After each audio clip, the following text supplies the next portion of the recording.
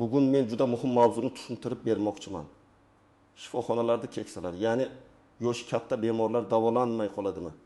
Davolamaslik buyrug'i degan gap nimani anglatadi? Yangi qoidalar odamlarning hayotiga qanday ta'sir qiladi? Bu ma'lumot har bir oilaga tegishli. Chunki deyarli har birimizning uyimizda ota-onamiz, buvimiz, bobamiz yoki yoshi katta qarindoshimiz bor. Shuning uchun videoni oxirigacha ko'ring. Men masalani qo'rqitish uchun emas, aniq tushuntirish uchun ochib beraman. Hozirning o'zida kanalga obuna bo'ling, videoga like bosing, chunki bunday ma'lumotni vaqtida bilgan odam ko'p muammolardan saqlanadi. Avvalo eng muhim narsani aytaman. Tibbiyotda keksalarni umuman davolamang degan umumiy va ochiq qonuniy qoida bo'lishi mumkin emas. Shifokorning vazifasi bemorga yordam berish, ahvolini baholash, kerak bo'lsa shoshilinch yordam ko'rsatish. Kerak bo'lsa boshqa mutaxassisga yuborishdir. Lekin amaliyotda odamlar davolashmadi, qabul qilishmadi, yoshini bahona qilishdi, operatsiya xavfli deyishdi degan holatlarga duch keladi. Mana shu yerda masala murakkablashadi. Oldin ko'pchilik shifoxonaga borsa, ayniqsa og'ir ahvolda bo'lsa, uni darhol yotqizishadi, ukol qilishadi, tomchi dori qo'yishadi, tekshiruv boshlashadi deb o'ylardi. Ko'p joylarda haqiqatan ham shunday bo'lgan. Shifoxonaga kelgan bemor bir necha kun kuzatuvda yotgan. Keyin tahlil, rentgen, uzi, yurak tekshiruvi qilingan. Endi esa ko'plab muassasalarda tartib qat'iylashgan. Har bir bemor avval saralanadi. Uning holati shoshilinchmi yoki rejali davolanishmi? Uy sharoitida davolasa bo'ladimi yoki statsionar zarurmi? Bular alohida baholanadi. Bu narsa faqat keksalarga emas, barcha bemorlarga tegishli. Ammo yoshi katta odamda kasalliklar ko'p bo'lgani uchun qaror qabul qilish qiyinroq bo'ladi. Masalan, 7-8 yoshli odamda qon bosimi yuqori, qandli diabet, yurak yetishmovchiligi, buyrak faoliyati pasaygan, nafas qisishi bor. Bunday bemorga oddiy operatsiya ham katta xavf tug'dirishi mumkin. Shifokor men operatsiya qilmayman deganda, u ba'zan men sizni davolamayman demoqchi emas. Balki bu usul sizga foydadan ko'ra zarar keltirishi mumkin demoqchi bo'ladi. Lekin buni bemorga va qarindoshlarga to'g'ri tushuntirish shart. Hozir shifoxonalarda asosiy e'tibor ko'rsatmaga qaratilyapti. Ya'ni bemorni shifoxonaga yotqizish uchun aniq tibbiy sabab bo'lishi kerak. Faqat yoshi katta, uyda qarash qiyin, 1-2 kun tomchi dori olaylik degan sabablar har doim yetarli bo'lmaydi. Shifokorlar hujjatlarda nima uchun bemor yotqizilganini, qanday xavf borligini, qaysi davolash zarurligini yozish kerak. Bu bir tomondan tartib, ikkinchi tomondan ayrim bemorlar o'zini e'tiborsiz qolgandek his qiladi. Oldin bemor shifoxonaga yotib, ko'p tekshiruvlarni ichkarida qilgan bo'lsa, endi ayrim holatlarda poliklinikada tekshiriling, yo'llanma oling, navbatga yoziling, to'rt mutaxassis ko'rigidan o'ting deyishadi. Bu ayniqsa keksalar uchun og'ir. Chunki ular bir joydan ikkinchi joyga yurishi qiyin. Qon bosim o'ynaydi, oyog'i og'riydi, transport muammo bo'ladi, hujjat tushunarsiz bo'ladi. Natijada oila bizni davolashmayapti deb o'ylaydi. Yana bir o'zgarish, xavfni bog'lash kuchaydi. Masalan, 2 yoshli bemorga son suyagi operatsiyasi kerak bo'lishi mumkin. Bunday operatsiya qilinmasa, odam uzoq yotib qoladi, o'pka shamollashi, tromb, yara umumiy zaiflik kuchayadi. Lekin operatsiya qilinsa ham narkoz xavfi, yurak to'xtashi xavfi, qon ketish xavfi bor. Shifokor bu ikki xavfni solishtiradi. Qarindoshlar esa ko'pincha faqat bitta tarafni ko'radi. Operatsiya qiling yursin. Tibbiyotda esa savol bunday qo'yiladi. Operatsiya bemorning hayot sifatini yaxshilaydimi? Tirik qolish imkonini oshiradimi? Yoki aksincha ahvolni og'irlashtiradimi? Men birinchi navbatda 15 yoshdan oshgan bir nechta surunkali kasalligi bor odamlarning qarindoshlariga ogohlantirish beraman. Agar bemorda yurak yetishmovchiligi, qandli diabet, insultdan keyingi holat, buyrak yetishmovchiligi, o'pka kasalligi, jigar muammosi, og'ir kamqonlik, xotira pasayishi yoki doimiy yotib qolish holati bo'lsa, shifoxonaga borganda albatta ko'proq savol tug'iladi. Chunki bunday bemor oddiy bemor emas, kompleks bog'lash kerak bo'ladi. Masalan, 70 yoshli ayolning qorni og'riyapti. Qarindoshlari oshqozoni og'riyapti deb o'ylaydi. Lekin u ayolda yurak xuruji ham qorin og'rig'i bilan boshlanishi mumkin. Qandli diabet bo'lsa, og'riq aniq sezilmasligi mumkin. Agar shifokor faqat oshqozon dorisi berib yuborsa, xato bo'lishi mumkin. Shuning uchun EKG, qon tahlili, fermentlar, bosim, puls tekshirilishi kerak. Bemor uyga yuborilsa ham nima asosda yuborilgani tushunarli bo'lishi kerak. Yana misol, 76 yoshli erkakda nafas qisishi bor. Qarindoshlari bronxit bo'lsa kerak deydi. Ammo nafas qisishi, yurak yetishmovchiligi, o'pka emboliyasi, pnevmoniya, anemiya, buyrak suyuqlikni chiqara olmasligi sababli ham bo'lishi mumkin. Agar shifoxona joy yo'q deb qaytarsa, oila buni oddiy qabul qilmasligi kerak. Bunday holatda hech bo'lmaganda shoshilinch tekshiruv, kislorod darajasi, EKG, rentgen yoki boshqa zarur baholash talab qilinadi. Har bir shifoxonaga yotqizmadilar degan holat yomon niyat degani emas. Ba'zan uy sharoitida davolash haqiqatan ham to'g'ri bo'ladi. Masalan, 68 yoshli odamda yengil shamollash, harorati 37 bo'l nafas olishi yaxshi. Kislorod darajasi normal, qon bosimi nazoratda, hushyor, ovqat yeyapti, suyuqlik ichyapti. Bunday bemorni shifoxonaga yotqizish shart bo'lmasligi mumkin. Uyda dori kuzatuv, qayta ko'rik yetarli bo'ladi. Yoki 72 yoshli bemorda tizza og'rig'i bor. U bir necha yildan beri artroz bilan yuradi. Og'riq kuchaygan, lekin isitma yo'q, oyoq qizarib shishmagan, jarohat yo'q, umumiy ahvoli barqaror. Bunday holatda shoshilinch shifoxona emas, revmatolog, travmatolog yoki oilaviy shifokor orqali reja tuzish kerak bo'ladi. Bemor meni yotqizishmadi desa ham, bu davolashdan bosh tortish emas, davolash yo'lini to'g'ri tanlash bo'lishi mumkin. Lekin muhim farq bor. Uyga yuborilgan bemorga aniq ko'rsatma berilishi kerak. Qaysi dorini qachon ichadi, qaysi belgi paydo bo'lsa, tez yordam chaqiradi. Necha kundan keyin qayta ko'rinadi, qaysi tahlillarni topshiradi.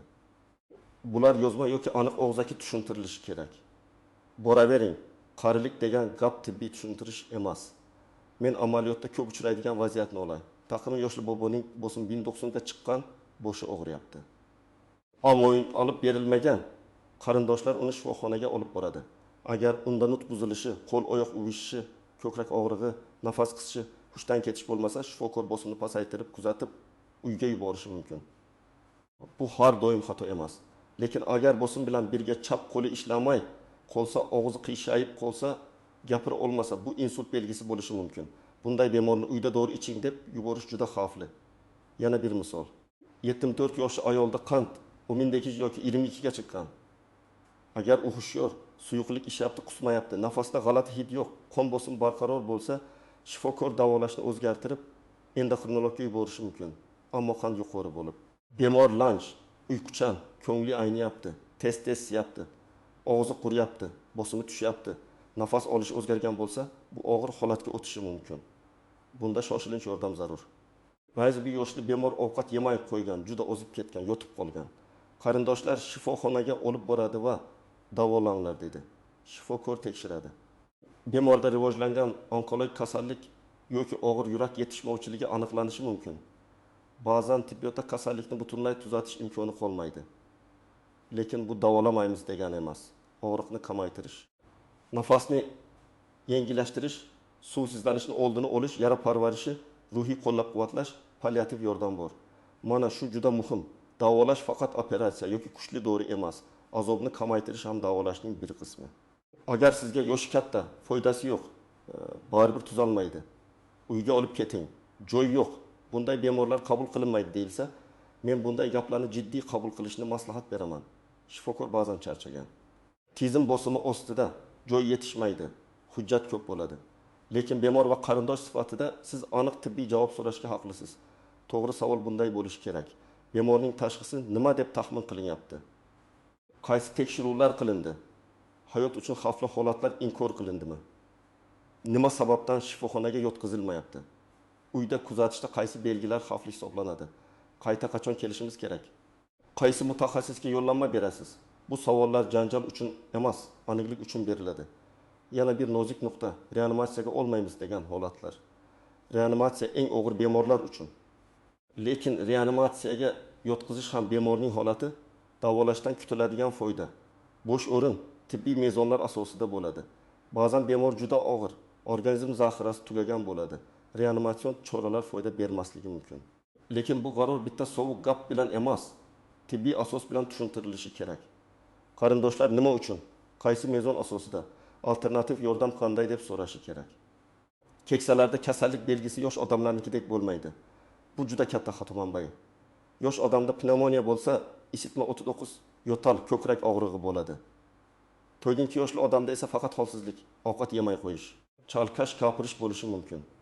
Yosh odamda siydik yo'li infeksiyasi achishish bilan kechadi. Keksa odamda esa birdan hushyorligi pasayadi, yiqilib tushadi. uxlab qoladi. Shuning uchun isitmasi yo'q ekan. Demak, xavf yo'q degan fikr noto'g'ri. Yana bir nuqta dori ta'siri. Keksalar ko'pincha 5 xil dori ichadi. Bosim dorisi, qon dorisi, yurak dorisi, qon suyultiruvchi, og'riq qoldiruvchi, uyqu dorisi. Bitta yangi dori qo'shilsa, bosim tushib ketishi, buyrak yomonlashishi, qon ketishi yoki bosh aylanishi bo'lishi mumkin. Shuning uchun shifokorga borishda barcha dorilar ro'yxatini olib borish juda muhim. Uyda ichadi. Nomini bilmayman degan javob xavfli. Masalan, keksa odam qon suyultiruvchi dori ichadi. Keyin bel og'rig'i uchun og'riq qoldiruvchi ichadi. Bu oshqozondan qon ketish xavfini oshirishi mumkin. Bemor qorasi kelgan najasni aytmaydi. Holsizlanadi, bosim tushadi. Qarindoshlar qarib qoldi deb o'ylaydi. Aslida esa bu shoshilinch holat bo'lishi mumkin. Shuning uchun har bir yangi belgi e'tiborga olinadi. Hujjat masalasi ham juda muhim. Ko'pchilik shifoxonaga pasport bilan boradi, lekin avvalgi tashxislar, tahlillar, epikriz, dori ro'yxati, allergiya haqida ma'lumot olib bormaydi. Shifokor bemorni birinchi marta ko'rib turib, 10 yillik kasallik tarixini 10 daqiqada tushunishi kerak bo'ladi. Bu esa xato xavfini oshiradi. Keksalarda tibbiy papka bo'lishi shart. Tashxislar, operatsiyalar, allergiyalar, doimiy dorilar, oxirgi tahlillar, EKG, UZI. Shifokor xulosalari bu oddiy papka ba'zan hayotni saqlab qoladi. Endi eng muhim qism nima qilish kerak? Birinchidan, uyda yoshi katta bemor bo'lsa, oldindan tibbiy tartib yarating. Uning asosiy kasalliklari ro'yxatini yozing. Masalan, gipertoniya 15 yildan beri, qandli diabet 8 yildan beri, insult 2020 yilda, yurak stenti 2019 yilda, buyrak yetishmovchiligi bor. Har bir tashxis taxmin emas, hujjat bilan tasdiqlangan bo'lsa yaxshi. Ikkinchidan, dorilar ro'yxatini yozing. Dori nomi, dozasi, necha mahal ichishi, qachondan beri ichayotgani bo'lsin. Masalan, amlodipin 5 mg ertalab, metformin 1000 mg kuniga 2 mahal, aspirin 5 mg kechqurun. Agar dori nomini bilmasangiz. Qutisini saqlang yoki telefoningizga rasmga oling. Shifoxonaga borganda bu ro'yxatni ko'rsating. Uchinchidan, xavfli belgilarni bilib oling. Men bularni alohida ta'kidlayman. Ko'krak og'rig'i, nafas qisishi, hushdan ketish, nutq buzilishi, yuz qiyshayishi, qo'l oyoq kuchsizlanishi, qon bosimining juda yuqori yoki juda past bo'lishi, tinmay qusish, qora najas, qon ketish, siydik chiqmay qolishi, birdan chalqashlik, kuchli qorin og'rig'i, yiqilgandan keyin bosh og'rig'i yoki uyquchanlik. Bular bo'lsa, ertalab poliklinikaga boramiz deb kutmaslik kerak. To'rtinchidan, shifoxonada sizga rad javobi berilsa, og'zaki gap bilan cheklanib qolmang. Xotirjam ohangda yozma xulosa so'rang. Unda bemor ko'rilgani, taxminiy tashxis qilingan tekshiruvlar, davolash tavsiyasi, nima sababdan yotqizilmagani yozilishi kerak. Bu janjal emas, normal huquqiy va tibbiy tartib. Yozma xulosa keyingi shifokorga ham yordam beradi. Beshinchidan, savollarni oldindan tayyorlang. Shifokor kabinetiga kirganda hayajondan ko'p narsa esdan chiqadi. Telefoningizga yozib oling. Bemorning hozirgi eng xavfli muammosi nima? Qaysi dorini to'xtatish kerak? Qaysi dorini davom ettirish kerak? Qaysi holatda tez yordam chaqiramiz? Qayta ko'rik qachon? Qaysi tahlillar kerak? Shifokorning vaqti kam bo'lsa ham, aniq savolga aniq javob olish osonroq. 6-dan, oilada bitta mas'ul odam bo'lsin. Keksalar kasallanganda 5 kishi bir vaqtning o'zida turli gap aytadi. Biri ukol qildirishni xohlaydi, biri xalq tavobatini, biri boshqa shifokorni, biri internetdagi dorini. Bu bemorni charchatadi va davolashni buzadi. Bitta mas'ul farzand yoki qarindosh hujjatlarni yuritsin, shifokor bilan gaplashsin, dorilarni nazorat qilsin. 7-dan, palliativ yordamdan qo'rqmang. Ko'pchilik palliativ yordamni endi tashlab qo'yishdi deb tushunadi. Aslida palliativ yordam og'riqni kamaytirish, nafasni yengillashtirish, uyquni yaxshilash, yaralarni parvarish qilish, oilaga yo'l yo'riq berish demakdir. Agar kasallikni to'liq davolash imkoni bo'lmasa ham, inson azobsizroq, hurmat bilan yashashi kerak. Bu ham tibbiyotning vazifasi. 8-dan, shifokor bilan kurashishga emas, hamkorlik qilishga harakat qiling. Lekin hamkorlik itoatkorlik degani emas. Siz hurmat bilan gapirasiz, lekin aniq javob so'raysiz. Doktor, men sizni tushunmoqchiman. Bizga xavfini, foydasini, keyingi qadamni yozib bering degan gap ko'pincha vaziyatni tinch va samarali qiladi. Agar sizga katta operatsiya tavsiya qilinsa yoki aksincha hech narsa qilib bo'lmaydi deyilsa, ikkinchi fikr olish foydali. Ayniqsa onkologiya. Yurak jarrohligi, qon tomir operatsiyasi, buyrak dializi, og'ir nevrologik holatlarda bitta xulosa bilan cheklanmaslik kerak. Ikkinchi shifokorga borganda Bizga birinchi shifokor yo'qmadi deb emas, hujjatlar bilan boring. Tahlillar, disklar, xulosalar, dorilar ro'yxati bo'lsa, ikkinchi fikr ancha sifatli bo'ladi. Biroq ikkinchi fikr degani cheksiz shifokor almashtirish emas. Ba'zi oilalar har kuni boshqa shifokorga borib, har xil dori yig'adi. Natijada bemor 12 xil dori ichadi. Qaysi biri foyda, qaysi biri zarar ekanini hech kim bilmaydi. To'g'ri yo'l asosiy shifokor bo'lsin. Zarur joyda to'g'ri mutaxassis fikri olinsin. Keyin yagona reja tuzilsin. Menimcha, eng katta xavf shundaki, tizim tartibga o'tayotganda oddiy odam hujjat va navbatlar orasida adashib qolishi mumkin. Ayniqsa keksalar o'z haqqini so'rashdan uyaladi. Doktor Band, men tushunmayman, bezovta qilmay deb uyiga qaytadi. Keyin ahvoli og'irlashadi. Shuning uchun oila faol bo'lishi kerak. Keksani yolg'iz yubormang. Unga hamroh bo'ling, gapni yozib oling. Tavsiyani tushunmasangiz qayta so'rang. Yana bir xavf. Qarilik degan so'z ostida haqiqiy kasallik yashirinib qolishi. Qarish tabiiy jarayon. Lekin har bir holsizlik qarilik emas, har bir yiqilish beparvolik emas, har bir xotira pasayishi oddiy unutuvchanlik emas. Har bir nafas qisishi yosh bilan bog'liq emas. Keksalarda davolash imkoni bor bo'lgan juda ko'p holatlar bor. Kamqonlik, qalqonsimon bez muammosi, vitamin yetishmovchiligi, infeksiya, dori nojo'ya ta'siri yurak ritmi buzilishi. Bular aniqlansa, odamning ahvoli sezilarli yaxshilanishi mumkin. Bugungi mavzuda asosiy fikr shuki, keksalarni davolamaslik degan umumiy, adolatli qoida bo'lishi mumkin emas. Lekin shifoxonalarda yotqizish, operatsiya qilish, reanimatsiyaga olish, tekshiruvdan o'tkazish bo'yicha mezonlar qat'iylashgan. Bu mezonlar to'g'ri qo'llansa, bemorni ortiqcha zararli muolajalardan saqlaydi. Noto'g'ri qo'llansa, keksa odam zarur yordamdan mahrum bo'lishi mumkin. Men sizga tavsiya qilaman. Hujjatlarni tayyor tuting. Dorilar ro'yxatini yozing. Xavfli belgilarni biling.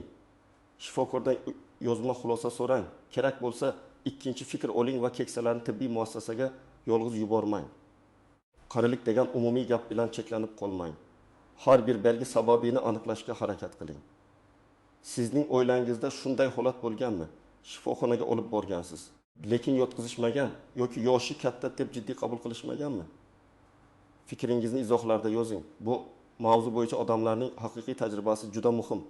Videoga like bosing, kanalga obuna bo'ling. Chunki men keyingi videolarda ham sog'liq, huquq va tibbiy qarorlar haqida oddiy, tushunarli va foydali ma'lumot berishda davom etaman.